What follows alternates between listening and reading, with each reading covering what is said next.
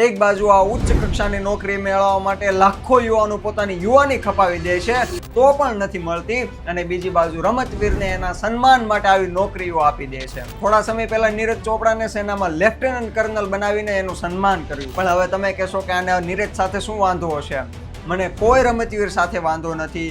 જે આ સિસ્ટમ છે કે એક નોકરી આપીને રમતવીરનું સન્માન કરવામાં આવે છે, મને એની સાથે કોઈ વાંધો નથી. પણ ખોટી નોકરી આપીને સન્માન કરે છે ને, મને એનો વાંધો છે. નીરજ ચોપડાને સેનામાં લેફ્ટનન્ટ કર્નલ બનાવ્યા.